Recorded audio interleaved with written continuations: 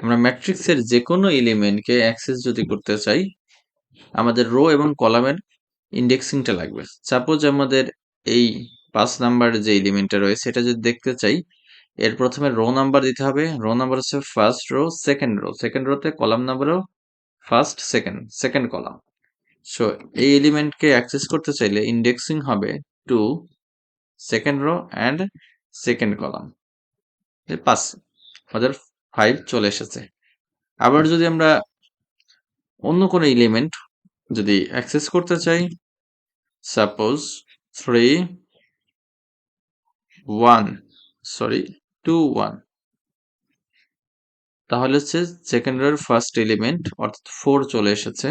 এটাকে আমরা অ্যাক্সেস করতে পারতেছি ইন্ডেক্সিং এর মাধ্যমে। আর একটা বিষয়, এখানে আমরা একাধিক যদি অ্যাক্সেস করতে চাই, একাধিক অ্যাক্সেস করতে চাইলে আমরা একাধিক অ্যাক্সেস করতে পারবো। সেক্ষেত্রে আমরা যেমন 2 থেকে 3 এটাকে অ্যাক্সেস করতে চাচ্ছি 2 থেকে 3, এবং এটা হচ্ছে আমাদের row number, second row and third row, এবং কলাম নাম্বার হবে, আমি কলাম নাম্বারও হতে পারে, কলাম নাম্বার আমার একটা হতে পারে, একাধিক হতে পারে। সাপোজ কলাম নাম্বার 2, তাহলে আমাদের এখানে 2 এবং 3 যে রো রয়েছে, রো এর কলাম নাম্বার 2 এর যে এলিমেন্ট দুইটা রয়েছে 5 and 8 সেটাকে অ্যাক্সেস নিয়েছে।